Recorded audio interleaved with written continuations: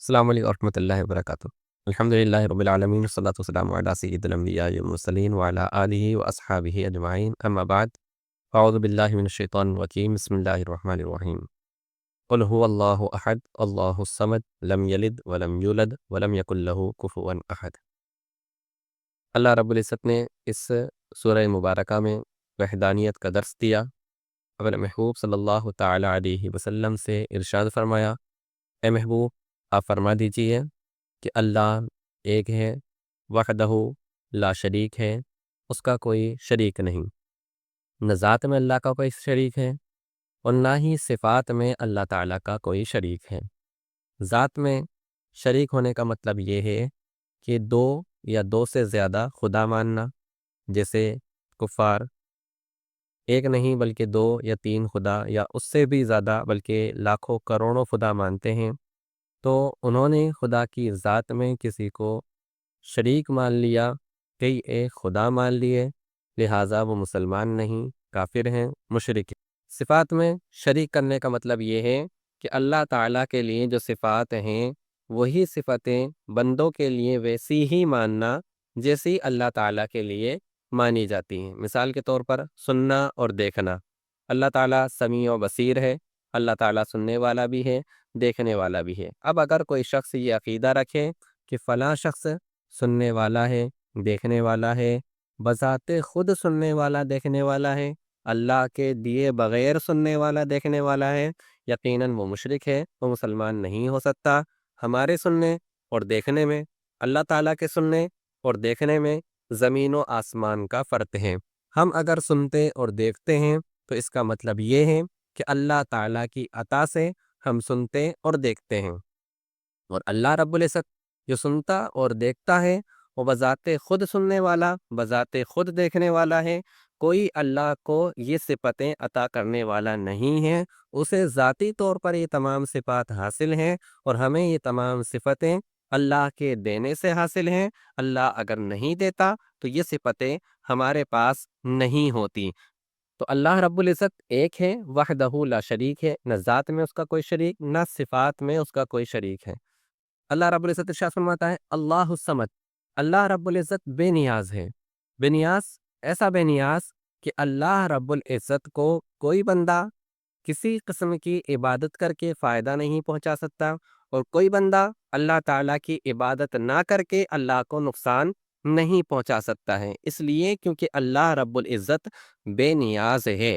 اللہ تعالیٰ ارشاد فرماتا ہے واللہ الغنی وانتم الفقراء، اللہ تعالیٰ بے نیاز ہے، ساری کائنات اللہ کی محتاج ہے، اللہ کسی کا محتاج نہیں ہے۔ ہم اگر نمازیں پڑھتے ہیں تو اس میں ہمارا اپنا ذاتی فائدہ ہے، ہم اگر روزے رکھتے ہیں تو اس میں ہمارا اپنا ذاتی فائدہ ہے، ہم اگر زکوٰۃ دیتے ہیں تو اس میں ہمارا اپنا ذاتی فائدہ ہے، ہم اگر حج کرتے ہیں اس میں ہمارا اپنا ذاتی فائدہ ہے۔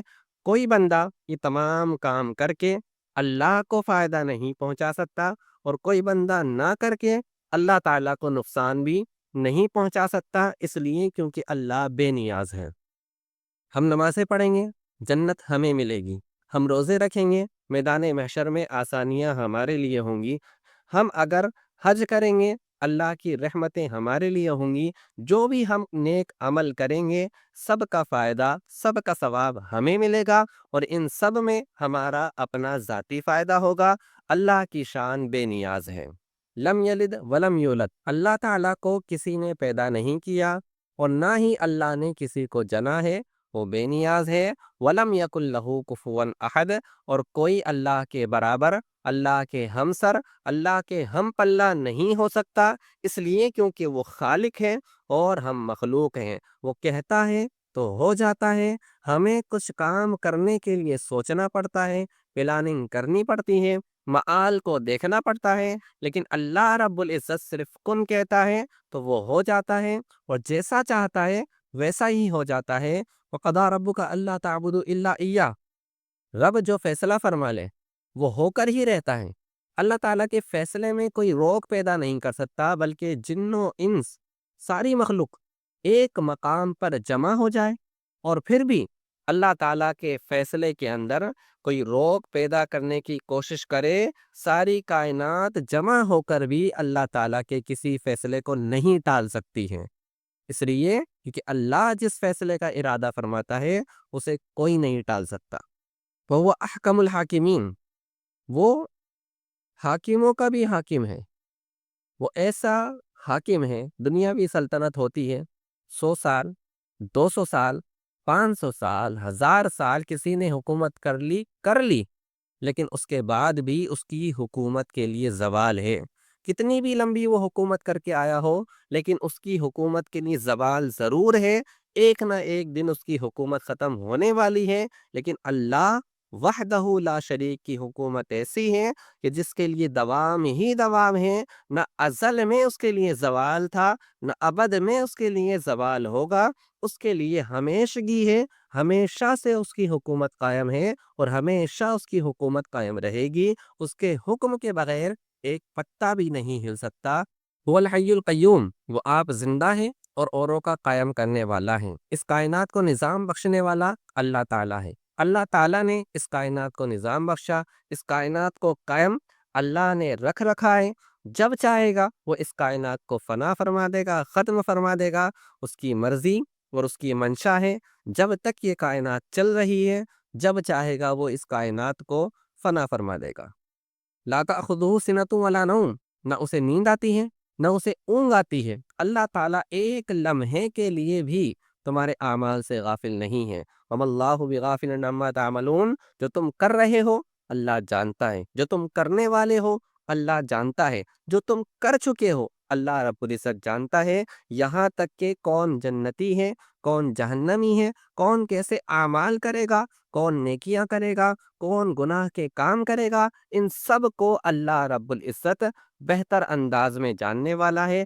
یہاں تک کہ وَهُوَ عَلِيمٌ بِذَاتِ الصُّدُورِ، دلوں کے اندر جو باریک باریک ذرات ہوتے ہیں اللہ رب العزت ان سے بھی واقفیت رکھتا ہے۔ وَكَانَ اللَّهُ بِكُلِّ شَيْءٍ مُحِيطًا، اللہ تعالیٰ کا علم بہت ہی وسیع ہے۔ اس کے علم نے ساری کائنات کو گھیر رکھا ہے۔ ایک بھی چیز اللہ کے علم سے باہر نہیں ہے۔ جو کچھ ہو چکا ہے، ہو رہا ہے، ہونے والا ہے، اللہ تعالیٰ ہر چیز کا جاننے والا ہے۔ غیب کا علم اس کے پاس ہے۔ عالم الغیب والشہادہ، وہ غیوب کا بھی جاننے والا ہے اور شہادتوں کا بھی جاننے والا ہے۔ اس کے پاس ہر چیز کا علم موجود ہے۔ لیکن یاد رکھیں، اللہ تعالیٰ کو علم غیب جو حاصل ہے وہ ذاتی طور پر حاصل ہے، اور جو انبیاء کرام کو، اولیاء کرام کو علم غیب حاصل ہے وہ عطائی طور پر حاصل ہے۔ اللہ نے دیا تو انہیں علم غیب ملا ہے، اللہ نہ دیتا تو نہیں ملتا۔ یہی فرق ہے اہل سنت والجماعت اور غیروں کے درمیان، کہ اللہ رب العزت کا جو علم ہے وہ ذاتی ہے، غیر محدود ہیں، اور جو انبیاء کرام کا علم ہے وہ محدود ہیں اور عطائی ہے، لیکن کتنا محدود ہے اس کی حد ہمیں نہیں معلوم ہے۔ یہ دینے والا جانتا ہے اور لینے والے جانتے ہیں کہ اللہ نے انہیں کیسا علم دیا۔ ہمارا عقیدہ الحمدللہ کہ اللہ کے بعد سب سے زیادہ علم والی اگر کوئی شخصیت ہے تو وہ ہمارے نبی صلی اللہ تعالی علیہ وسلم کی شخصیت ہے۔ الحمدللہ رب العالمین، تمام تعریفیں اسی کے لیے ہیں، وہی تعریف کا حقدار ہے۔ الرحمن الرحیم، وہی رحمان ہے، وہی رحیم ہے، رحم فرمانے والا وہی ہے۔ حدیث پاک کے اندر اللہ رب العزت کی رحمت کا اس قدر تذکرہ آتا ہے کہ بندہ اگر اس کی رحمتوں کا تذکرہ سن لے تو کبھی بھی اللہ رب العزت سے مایوس نہیں ہوگا۔ اور یہ بھی یاد رکھیں کہ اللہ کی رحمت سے نا امیدی کفر ہے۔ ہمیشہ اللہ کی رحمت سے امید رکھنا چاہیے۔ اللہ کے رسول صلی اللہ تعالی علیہ وسلم نے ارشاد فرمایا، حدیث قدسی ہے، یا ابن آدم، اللہ تعالیٰ ارشاد فرماتا ہے، اے ابن آدم، انکا ما دعوتنی ورجوتنی غفرت لک علی ما کان فیک ولا ابالی۔ اے ابن آدم، تو نے مجھ سے دعا نہیں کی، تو نے مجھ سے امیدیں وابستہ نہیں رکھی، میں تیرے گناہوں کو بخش دیتا، تیری خطاؤں سے درگزر کر دیتا، اور مجھے تجھے بخشنے میں کچھ نہیں ہے، میرا کچھ نہیں جاتا تجھے بخش دینے میں، اس لیے کیونکہ اللہ بے نیاز ہے۔ یا ابن آدم، اے ابن آدم، لو بلغت ذنوبک عنان السماء، اگر تیرے گناہ آسمان کی اونچائیوں کو بھی چھو جائیں، ثم استغفرتنی، پھر تو مجھ سے استغفار کرے، غفرت لکا، میں تجھے بخش دوں گا، لو اتیتنی بقراب الارض خطایا، اگر تو زمین بھر کے خطائیں لے کر کے میرے پاس آئے، پھر تو مجھ سے ملے اور تو میرے ساتھ کسی کو شریک نہ کرتا ہو، تو نے کسی اور کو خدا نہ بنایا ہو، لاتیتک بقرابها مغفرہ، تو جتنے تیرے گناہ تھے ان سب کو میں نیکیوں سے بدل دوں گا۔ اللہ تو ایسا عظیم الشان رحم فرمانے والا ہے، مالک یوم الدین، روز جزا کا مالک ہے اللہ تعالیٰ۔ یوں تو ساری کائنات کا مالک ہے، لیکن روز جزا کی طرف نسبت اس وجہ سے کی گئی ہے کیونکہ دنیا کے اندر کچھ لوگوں کو حکومت دی جاتی ہے ظاہری طور پر، لیکن قیامت میں ظاہراً بھی حکومت کسی کو نہیں دی جائے گی۔ سلطنت اگر کسی کی ہوگی، حکومت اگر کسی کی ہوگی، تو صرف اللہ وحدہ لا شریک کی ہوگی۔ اور فرمائے گا کون ہے جو بادشاہ ہے آج کے دن کا، لمن الملک اليوم للہ الواحد القہار، غیب سے آواز آئے گی یقیناً اللہ واحد قہار ہی کی بادشاہت ہے۔ اللہ خالق کل شیء، ہر چیز کا پیدا کرنے والا اللہ ہے۔ اللہ رب العزت نے تمام اشیاء کو پیدا کیا ہے، لیکن یاد رکھیں جو بری چیزیں ہیں ان کی نسبت ڈائریکٹ اللہ کی طرف نام لے کر کے نہیں کرنا چاہیے، اور جو اچھی چیزیں ہیں ان کی نسبت اللہ کی طرف کرنا چاہیے۔ قرآن عظیم ہمیں اسی بات کا درس دیتا ہے۔ ان اللہ علی کل شیء قدیر، اللہ تعالیٰ ہر ممکن شے پر قادر ہے۔ اللہ تعالیٰ جس چیز کا ارادہ فرما لیتا ہے اسے کر دیتا ہے، اس کی قدرت میں کوئی روک پیدا نہیں کر سکتا، وہ جو چاہے گا کرے گا، جو چاہا اس نے کیا اور جو چاہتا ہے وہ کرتا ہے، اس لیے کیونکہ وہ قادر مطلق ہے، اس کے حکم کے اندر کوئی بھی روک پیدا نہیں کر سکتا۔ وهو العلی العظیم، وہ عزت والا بھی ہے، وہ بلندی والا بھی ہے، وہ عظمت والا بھی ہے۔ ان اللہ علیم الحکیم، اللہ علم والا بھی ہے، حکمت والا بھی ہے۔ حکمت اللہ رب العزت ہی عطا فرماتا ہے، علم اللہ تعالیٰ ہی عطا فرماتا ہے۔ ہمیں ہمیشہ وہی کہنا چاہیے جو فرشتوں نے کہا، سبحانک لا علم لنا الا ما علمتنا، کہ اللہ ہمارے پاس کوئی علم نہیں ہے سوائے اتنے علم کے جتنا تو نے ہمیں عطا کیا ہے۔ وَلِلَّهِ الْأَسْمَاءُ الْحُسْنَى، اللہ کے جتنے نام ہیں بڑے پیارے نام ہیں، جس نام سے چاہو اللہ کو پکارو۔ فَادْعُوا بِهَا، اللہ کے جتنے بھی نام ہیں جس نام سے چاہو اسے پکارو، بے شک اللہ کے سارے نام اچھے ہیں، خوبصورت ہیں، جس نام سے چاہو اللہ کو پکارو۔ اگر کوئی بندہ یہ چاہتا ہے کہ اللہ مجھے بخش دے تو وہ یا غفارو کا ورد کرے، اگر کوئی یہ چاہتا ہے کہ اللہ میرے عیوب کو چھپا لے تو وہ یا ستارو کا ورد کرے، اگر کوئی یہ چاہتا ہے کہ اللہ رب العزت اس کے رزق میں برکتیں دے دے تو یا رزاقو کا ورد کیا کرے۔ اسی طرح اگر کوئی یہ چاہتا ہے کہ اللہ مجھ پر رحم فرمائے تو وہ یا رحمانو کا ورد کرے۔ جو شخص سلامتی چاہتا ہے وہ یا سلامو کا ورد کرے۔ اللہ کے جتنے نام ہیں سب برکت والے ہیں اور سب کے خواص الگ الگ ہیں۔ جیسی بندے کی نیت ہوگی، جیسا خلوص ہوگا، اللہ ویسا ہی فضل فرمائے گا۔ وَتُعِزُّ مَن تَشَاءُ وَتُذِلُّ مَن تَشَاءُ بِيَدِكَ الْخَيْرُ، عزت بھی اسی کے ہاتھ میں ہے، ذلت بھی اسی کے ہاتھ میں ہے۔ جسے چاہتا ہے عزت دیتا ہے، جسے چاہتا ہے ذلیل کر دیتا ہے۔ لیکن اللہ رب العزت سے ہمیشہ یہی سوال کرنا چاہیے کہ اے اللہ تو عزت والا ہے، عزت دینے والا تو ہی ہے، ہم تجھ سے عزت ہی کا سوال کرتے ہیں۔ دنیا میں بھی ہماری عزت کی حفاظت فرما اور آخرت میں بھی ہماری عزت کی حفاظت فرما۔ اسی لیے کہا گیا وَتُعِزُّ مَن تَشَاءُ وَتُذِلُّ مَن تَشَاءُ بِيَدِكَ الْخَيْرُ، یا اللہ جسے تو چاہتا ہے عزت دیتا ہے اور جسے تو چاہتا ہے ذلیل کر دیتا ہے، تیرے ہاتھ میں بھلائی ہے اور ہم تجھ سے بھلائی ہی کا سوال کرتے ہیں۔ وَمَن يُضْلِلِ اللَّهُ فَمَا لَهُ مِنْ هَادٍ وَمَن يَهْدِ اللَّهُ فَمَا لَهُ مِن مُضِلٍّ، ہدایت اور گمراہی اللہ تعالیٰ کے ہاتھ میں ہے، جسے چاہتا ہے ہدایت دیتا ہے، جسے چاہتا ہے گمراہ کر دیتا ہے۔ اللہ رب العزت جسے ہدایت دے دے ساری کائنات مل کر اسے گمراہ نہیں کر سکتی ہے، اور جسے اللہ تعالیٰ گمراہ کر دے ساری کائنات مل کر بھی اسے ہدایت نہیں دے سکتی ہے۔ ان اللہ لا یظلم مثقال ذرہ، اللہ تعالیٰ کسی پر ذرہ برابر بھی ظلم نہیں کرتا ہے، وہ ظلم سے پاک ہے، جہل سے پاک ہے، جھوٹ سے پاک ہے، خیانت سے پاک ہے۔ اللہ تعالیٰ ہر قسم کے عیب سے پاک ہے۔ ان عیوب کو اللہ تعالیٰ کے لیے ماننا کفر ہے۔ اللہ تعالیٰ ہر قسم کے عیب سے پاک ہے، وہ کسی پر ظلم نہیں کرتا، اس لیے کیونکہ وہ عدل فرمانے والا ہے۔ کل شیء ہالک الا وجہہ، ہر چیز فنا ہو جائے گی، ہر چیز ختم ہو جائے گی باقی رہنے والی صرف اللہ کی ذات ہے۔ ہر چیز کے لیے ختم ہو جانا ہے۔ ایک وقت کے بعد جس کی بھی میعاد ہے وہ پوری میعاد کر کے وہ چلا جائے گا۔ جس کا وقت آ گیا اسے جانا ہے۔ یہ کائنات، یہ زمین، یہ آسمان، یہ پہاڑ، یہ تمام چیزیں جو نظر آ رہی ہیں یہ ایک وقت تک کے لیے دنیا میں ہیں۔ اللہ جب چاہے گا انہیں فنا کر دے گا، ساری چیزیں فنا ہو جائیں گی۔ باقی رہنے والی اگر کوئی ذات ہے تو وہ صرف اللہ کی ذات ہے۔ اللہ کی ذات قدیم ہے، اس کی صفات قدیم ہیں جو ہمیشہ سے ہیں اور ہمیشہ رہیں گی۔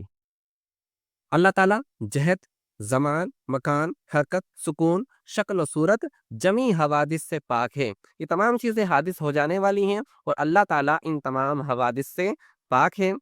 یہ اللہ تعالیٰ کی عظیم شان ہے جو قرآن عظیم کی چند آیتوں سے ہم نے آپ کے سامنے پیش کی۔ اللہ تعالیٰ ہمیں توحید پر قائم رکھے۔ غیر لوگ یہ دعویٰ کرتے ہیں کہ اہل سنت بریلوی توحید بیان نہیں کرتے ہیں، جبکہ انہیں معلوم ہونا چاہیے کہ توحید حقیقت میں بیان کرنے والے اہل سنت والجماعت بریلوی ہی ہیں، اس لیے کیونکہ یہ توحید کی آڑ میں رسول اللہ صلی اللہ علیہ وسلم کی گستاخی نہیں کرتے ہیں اور حضور کی محبت میں حضور کو اللہ سے نہیں بڑھاتے ہیں۔ اعتدال جو اہل سنت والجماعت کی پہچان ہے اس پر اگر کوئی قائم ہے تو وہ اہل سنت والجماعت بریلوی حضرات ہیں۔ کچھ مسائل جان لیجئے جو ہمارے معاشرے کے اندر بہت زیادہ عام ہو گئے ہیں، جیسے بعض لوگ اللہ تعالیٰ کو میاں کہتے ہیں۔ اللہ تعالیٰ کے لیے لفظ میاں استعمال کرنا درست نہیں ہے، اس لیے کیونکہ اس کا ایک معنی غلط بھی آتا ہے، اور ایسا لفظ کہ جس کا ایک معنی صحیح آتا ہو اور ایک غلط آتا ہو، ایسا لفظ اللہ تعالیٰ کے لیے بولنا جائز نہیں ہوتا۔ اسی طرح اللہ تعالیٰ کو بعض لوگ اوپر والا کہتے ہیں۔ اوپر والا کہنا بھی اللہ تعالیٰ کو جائز نہیں ہے۔ اوپر کہنے سے اللہ کو ایک مکان کے ساتھ خاص کرنا لازم آ رہا ہے اور اللہ مکان و زمان سے پاک ہے۔ اللہ رب العزت ہم سب کو عمل خیر کی توفیق عطا فرمائے، توحید کو ہمارے سینوں میں قائم رکھے۔ توحید کی امانت سینوں میں ہے ہمارے، آسان نہیں مٹانا نام و نشاں ہمارا۔ السلام علیکم ورحمۃ اللہ وبرکاتہ۔ لا الہ الا اللہ محمد رسول اللہ صلی اللہ تعالی وسلم۔